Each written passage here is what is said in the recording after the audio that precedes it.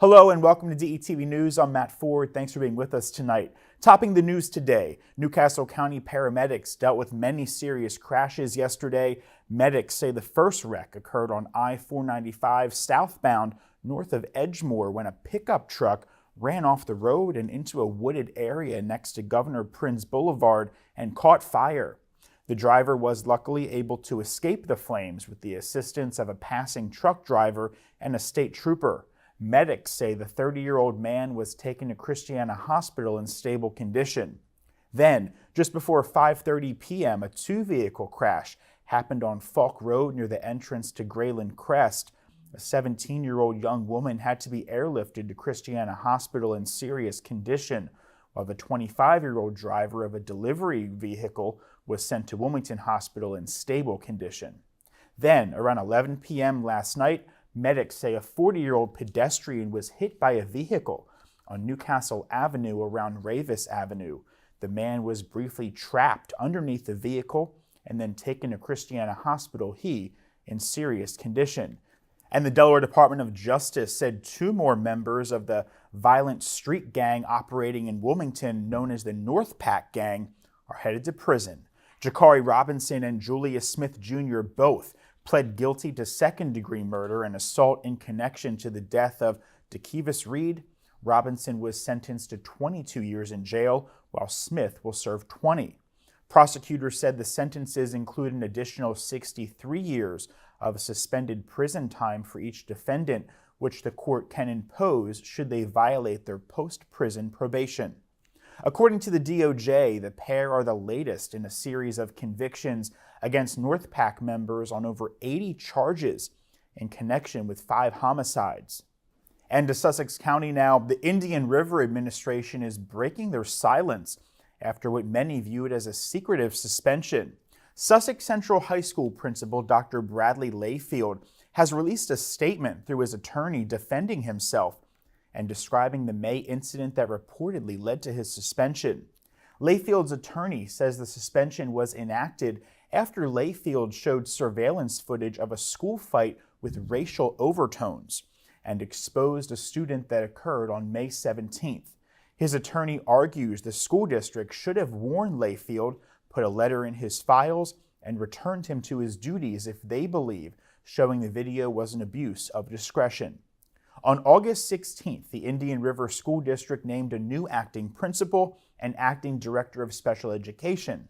As of last week, Dr. Judith Brittingham was appointed as acting principal of Sussex Central High School, and Dr. Tara Thorogood was named the district's acting director of special education, effective immediately. And some promising news for condo owners. Newcastle County Councilman John Cartier said a new ordinance passed by council and signed into law by County Executive Matt Meyer is the leading condo building safety ordinance right now in the United States. The ordinance is said to require routine inspections of certain common space community buildings such as condos and vacation timeshares. The inspections will be conducted by a design professional such as a licensed engineer or architect.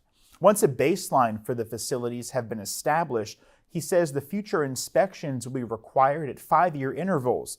He also says the ordinance was the result of work done by a task force formed last fall to look at building safety laws in the wake of national incidents in Florida, Iowa, and New Jersey, along with problems at Le Parc condos north of Wilmington, where the balconies in these condominiums have been condemned.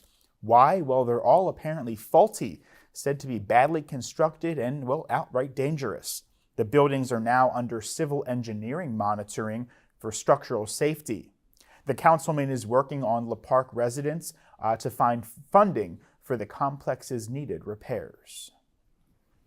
Back to Sussex County, Dewey Beach officials joined Bethany Beach in having the strictest youth curfew at the Delaware beaches after stretching their 11 p.m. weekday deadline into the weekend now. The unanimous vote came during Friday's town council meeting. Last month, the town voted to increase the maximum violation to $300, up from $100. Parents can also be fined up to $300 for a second offense if their child violates curfew. Dewey Beach Police Chief told the commissioners during Friday's meeting that much of the attention has been focused on an ocean block shopping center on Dagsworthy Street, where young people were said to be loitering in the Wings to Go parking lot. Exceptions for the youth curfew include driving through the city, coming home from work, and going directly to and from stores, among others. You may recall Bethany Beach passed an 11 p.m. curfew back in 2021. Now, Rehoboth Beach and Lewis currently do not have any curfews. And unfortunately, for those of you looking for a bit of peace now that the kids are headed back to school, well, we've got another headache for you to deal with: the return of the spotted lanternfly season. Eggs are said to be laid in late fall on host trees and nearby smooth surfaces like stone, outdoor furniture, cars, walls, and more. The species feeds on a wide range of trees. In heavily infested trees, branches, and eventually the entire tree will wilt and die. The USDA says the spread of spotted lanternflies could seriously impact the country's grape, orchard, and lodging industries. Homeowners are encouraged to do their part by educating themselves about the species and taking steps to eradicate them from their property. Killing spotted lanternflies of all life stages is the best thing Delawareans can do to stop their spread. Squash them between May and November and destroy their egg masses the rest of the year. The Department of Agriculture is asking folks to report spotted lanternfly sightings near the Dover Air Force Base or in Sussex County so that they can determine how the insects are moving and which transportation are pathways that are being utilized. And over the weekend, parts of Walnut Street here in Wilmington were shut down, all for community and good fun. Open Streets Wilmington is a mobile central park and a place for neighbors to connect. Open Streets Wilmington takes place once a month, closing busy streets to cars and transforming them into safe spaces for people of all ages and abilities to get outside and play. You can walk, bike, run, rollerblade, and even dance the day away. This weekend there were children's activities, fitness classes, and much more. And the idea of Open Streets Wilmington events, we've been doing them 3 years now. And what we do is we take roads that get a lot of traffic and a lot of speeding, and they're just not very safe roads normally for kids and families and everybody to come out and play and exercise. And we close them down to cars, and we invite people to come out and get moving, and we provide all kinds of ways for them to do that. Free Zumba, free bike rentals, free play equipment. Plus a bunch of food and giveaways and just a general good time. Open Streets Wilmington is a collaborative initiative of the Urban Bike Project, Westside Grows Together, and the Open Streets Wilmington Steering Committee. Also over the weekend, the Community Basketball League brought the community together. We caught up with co-founders Delaware Bluecoats coach Joe Richmond and Angeline Kamara at the Bellevue Community Center. Yo, what's going on? It's your boy, Coach Joe, Ambassador Basketball for your Delaware Bluecoats, the NBA G League champions, yes. Your Philadelphia 76ers affiliate. Yes. And we want to thank you for coming out today. We're here at CYBL, the Community Youth Basketball League. Yes. And this league was put together by none other than myself, my man, Armin Kristen, and Angeline Kamara. Yo, and our thing and come bringing it together at Bellevue Community Center, Claymont Community Center, and here at William Hicks Anderson Center was to bring the community together. That's why it's called the Community Youth Basketball League, to bring all communities together. And that's what it's all about. So we have ages 5 to 14 co-ed, yes, boys and girls. And this is a growth and development league. They're growing, they're learning, and they're having fun. That's the most important thing. And yo, thank you DETV. They're part of the Blue Coat family. But once again, the CYBL, what's our website, Ange? CYBLDE.com. CYBLDE.com. Check us out and see what we do with our great coaches and staff. And we want to thank you. And yo, we just here to have fun. Come join us. The CYBL consists of over 200 student athletes, more than 10 coaches, and an executive staff. They offer free basketball skills training every Wednesday and now a developmental league for ages 5 through 14. You can check all the good things they're doing at CYBLDE.com. And that's not all. We were busy over the weekend at William Penn High School. The organization Cool Colored Kid Generation held their 100 Pairs to Give and Empowerment t-shirt giveaway. Cool Colored Kid Generation. My name is Randall Law, founder, creative director, and designer of Cool Colored Kid Generation. Today, we're at an Untitled Chapter. Well, we were able to give away over 100 pairs of sneakers and 100 laptops. Best Another now at Stepping Stones Credit Union. We had a lot of walk-ins as well. We were able to make a crazy impact. Just to see everybody show up was just amazing. It just shows you the work that we put into this. We actually really benefited from the day. It was just it was a time, and I wish potentially next year you should be here as well. That's such a great organization with an important mission. You can check them out at coolgeneration.com. And before we let you go this evening, Delawareans have a shot at auditioning for American Idol on Wednesday, September 6th. The show is seeking contestants for its 22nd season, and the first step is a Zoom audition with producers. To participate, hopefuls must be 15 years or older by February 15th of 2024, and they can sign up for a time slot from 1 to 6 p.m. Successful auditioners may be invited to sing face-to-face in front of producers via Zoom and receive real-time feedback for a chance at making Idol history. The new season will begin taping in December, and for the fourth year, Idol Across America will offer audition days in all 50 states. Good evening and welcome to DETV News. I'm Matt Ford. Thanks for being with us tonight. Topping the news today, an update to a story we brought you last week. Wilmington police have made an arrest for a shooting that happened after a road rage incident. 21-year-old Rondell Jones was taken into custody and charged with first-degree assault, reckless endangering, and other counts. Police say a 47-year-old woman was shot on August 15th in a 2900 block of Lancaster Avenue. She was taken to the hospital in stable condition. Police believe the shooting happened after a road rage incident involving off-road vehicles. The 21-year-old, who is known by police to often illegally operate off-highway vehicles in a reckless manner within Wilmington, faces multiple charges. He's being held in prison on $142,000 cash bail. He was committed to the Howard R. Young Correctional Institution. Lewis police are looking for a suspect they believe fired 9 gunshots at the Jefferson Apartments early Monday morning. Police released surveillance video shown here showing a dark-clothed subject firing shots and then fleeing, but did not provide any other potential suspect information. Police say they found a white Ford Crown Victoria that had been riddled with bullet holes in the windshield and hood. Police believe that no one was injured, luckily, but they have yet to locate any witnesses. The shots were fired at the apartments on 825 Kings Highway around 2:30 in the morning Monday. Anyone with information about this is asked to contact Lewis Police Department at the number on your screen. And Camden police say a Redner's Market employee was shot by an unknown male who entered the store Tuesday shortly before 6 p.m. The suspect reportedly left the store after the shooting and remains at large. Authorities say the victim was conscious, breathing, and alert when transported to Bay Health Hospital. Police say the suspect was reportedly wearing a black hooded sweatshirt with black pants or jeans. Redner's corporate office is working to provide surveillance video from inside and outside the store. And staying in Sussex County, Dover police say they've arrested one of the suspects in a road rage incident turned robbery. 34-year-old Sinead Doman of Dover is facing several charges, including robbery, conspiracy, and weapons counts. Police say the woman and 2 accomplices followed a driver they believed cut them off in a Wawa parking lot on Forest Avenue.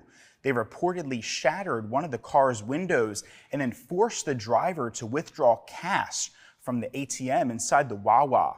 Doman was sent to Baylor Women's Prison on $112,000 cash bail. Police are still looking for the other 2 suspects. Now to a developing story in the Wilmington-Ellesmere area.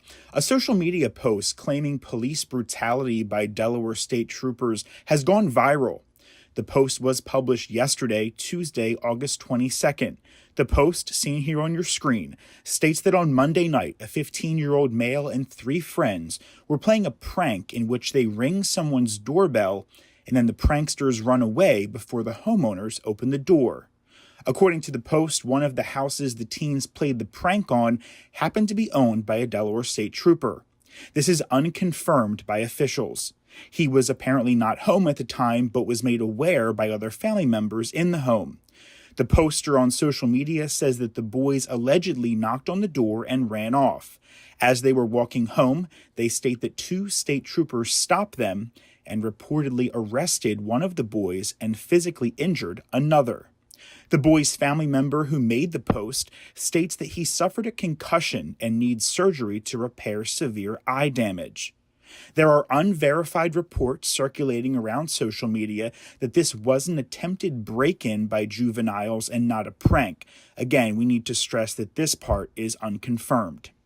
Late this afternoon, Delaware State Police posted on their social media pages, and in part that statement reads, Delaware State Police is aware of a social media post which alleges that a teenager was arrested and injured while being detained by a trooper during an investigation. The state trooper who is accused of the assault has been suspended while the investigation is pending. Additionally, we are also investigating whether or not there were any failure to intervene by other DSP personnel who were present at the time of the incident. And a couple is facing charges after a cockfight was broken up on their farm in Felton. A Delaware animal welfare officer responded to the farm in the 3000 block of Sandtown Road. When he arrived, he witnessed a cockfight in progress. A bunch of spectators then scattered. 51-year-old Billy Keene and 43-year-old Andrea Keene were arraigned on Friday, each facing felony charges. Now, cockfighting, which typically involves tying metal knives or gaffs onto the legs of aggressive chickens and forcing them to fight in a ring, often to their death, is illegal nationwide. Participating in gambling on or watching a cockfight are considered felonies under Delaware law. Anyone with information concerning this case is asked to contact Delaware Animal Services at the number on your screen. All tips may remain confidential. And a potential tourism and business boost is on the horizon for Kent County with the introduction of the new Spring Hill Suites by Marriott. Nestled just a stone's throw away from the DE Turf Sports Complex, the new hotel fills a long-standing void in local offerings.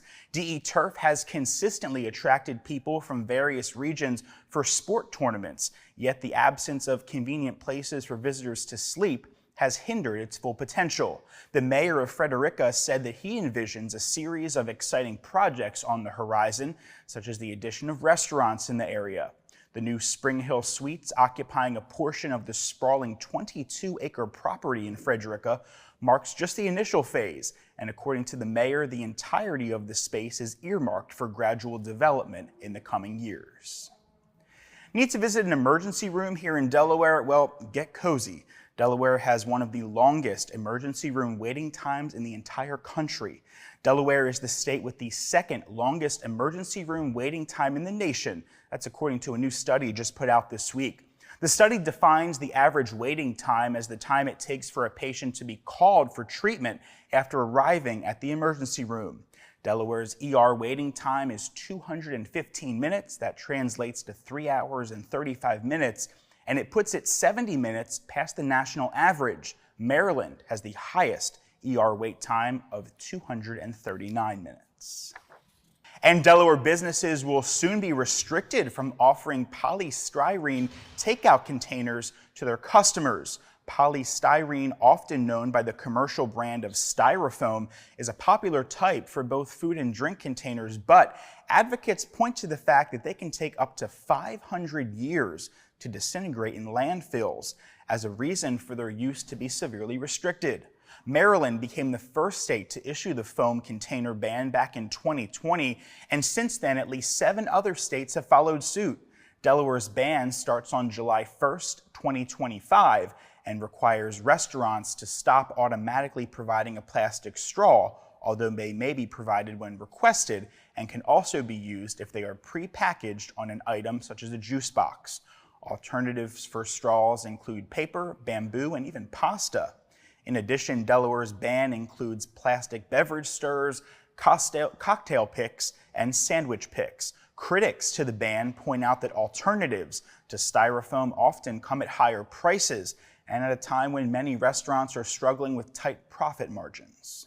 And unfortunate news, it's time to dig even deeper into the wallet again. Delmarva Power is proposing a rate increase on electric customers that will boost its revenue by $55.5 million.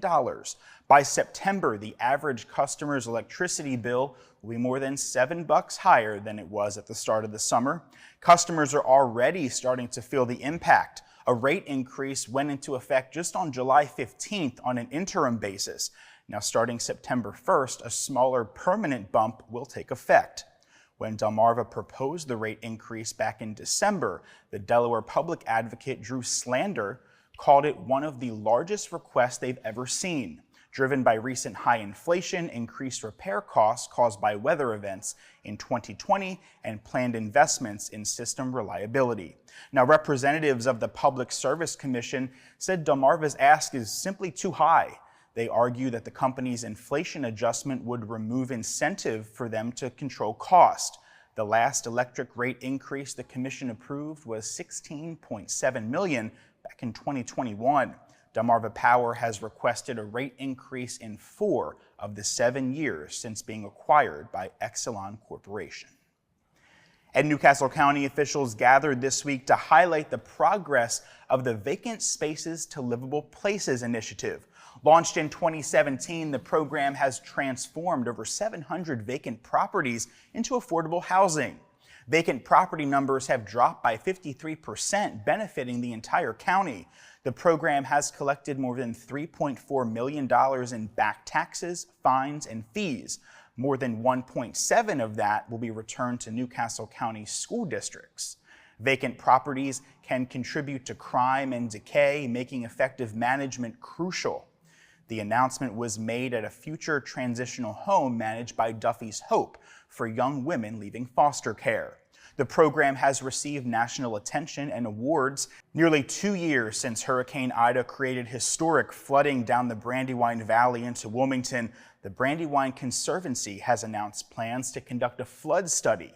The study is being done to better understand where and why flooding occurs and identify ways to protect Brandywine Creek communities from future severe flooding events. You may recall the 15-acre Brandywine Conservancy and Museum of Art campus sustained $10 million in damages due to the flooding. The effort is comprehensive, including determining all the streams and tributaries that contribute to major flood events on the Brandywine and evaluating the designated area's storm event and climate data, population, land use, water quality, historical, and present-day flooding data. The study is expected to be completed in the summer of 2024. And good news for the city of Wilmington residents, 4 of the city's 5 swimming pools will remain open for an additional 2 weeks this summer, until Sunday, September 3rd. The pools staying open until September 3rd are the following: Eden Park Pool on Newcastle Avenue, William Hicks Anderson Center at 5th and Madison Streets, Foster Brown Pool at 7th and Lombard Streets, and the Joseph R. Biden Aquatic Center, formerly Price's Run Pool, that's at 26th Street and Speakman Place. Wilmington's spray parks will remain open until Labor Day. The spray parks are open 7 days a week from 9 a.m. until 6 p.m. You can visit wilmingtonde.gov/citypools for a complete pool schedule. Important to stay cool in this heat. Hello and welcome to DETV News. I'm Lauren Wilson with this latest update. Topping the news tonight is the suspension of an unnamed Delaware State Trooper.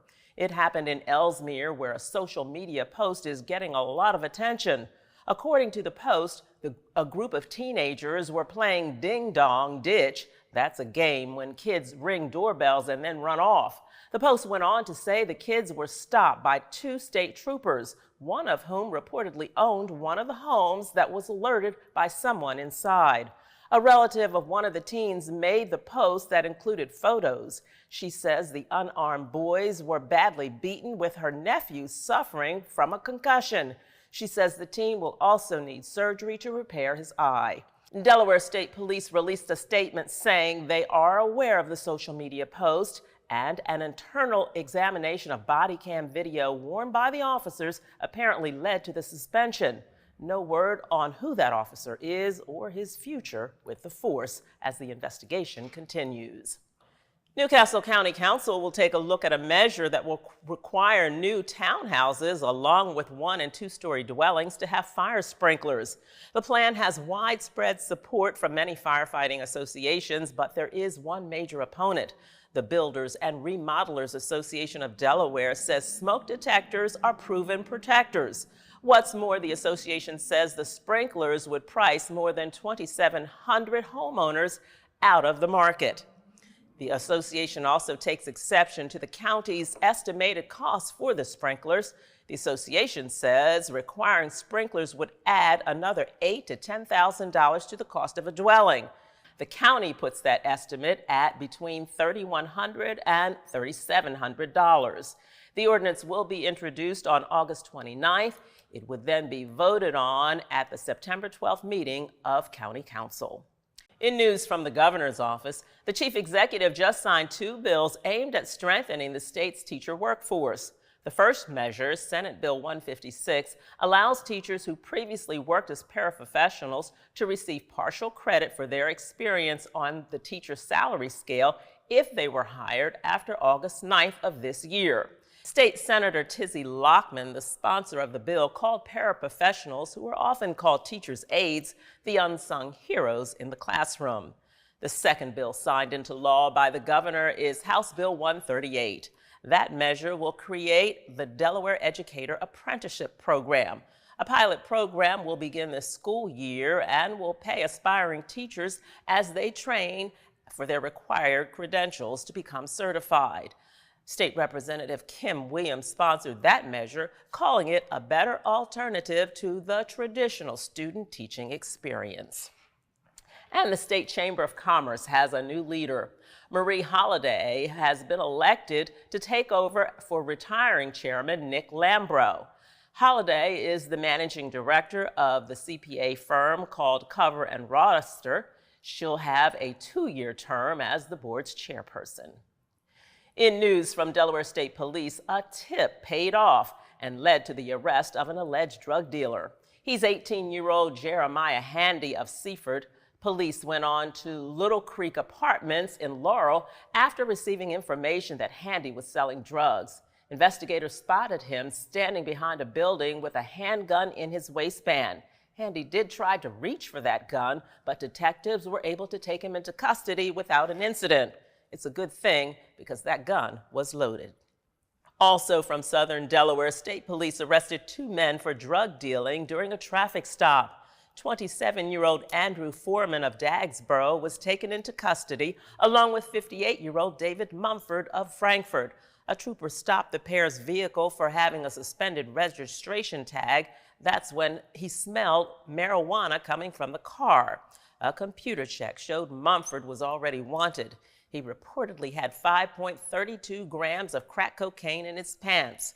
More than 259 grams of marijuana was found in Foreman's book bag, along with more than $3,600 of suspected drug money in the glove box. Also in Sussex County, a warrant has been issued for 32-year-old Dylan Hensley.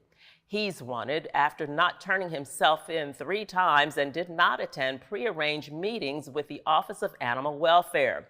Hensley is accused of animal abuse stemming from 35 dogs being rescued from deplorable conditions earlier this month. Those dogs were rescued on August 8th by the Office of Animal Welfare with the assistance of the Delaware Brandywine Valley SPCA. Hensley's last known address is Maple Drive, where the dogs were found living in squalor.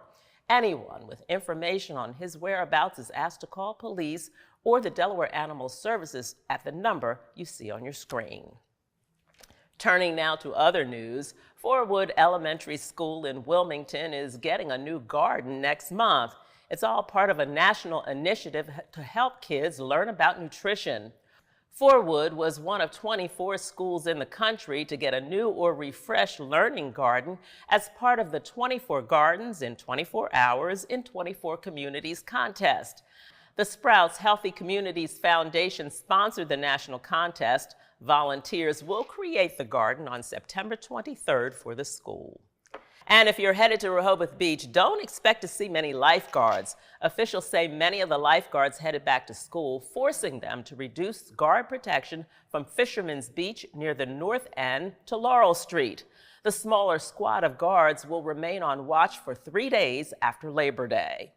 And finally tonight, in preparation for another holiday, Rockwood Museum is going goth. It's all part of a fundraiser that kicks off a spooky season at Rockwood. The Goth Ball will celebrate Rockwood's old Gothic revival treasure house. The event will include live music, spooky estate tours, paranormal presentations, and for all of that, organizers couldn't leave out an open bar. Goth apparel is recommended but not necessary. Tickets are $100. Other spooky events are planned at Rockwood. For more information, contact the Newcastle County Department of Parks and Recreation. That's going to do it for this edition of DETV News. Be sure to watch us on all social media platforms and to hit that share button. I'm Lauren Wilson. Thanks for watching, and we'll see you next time.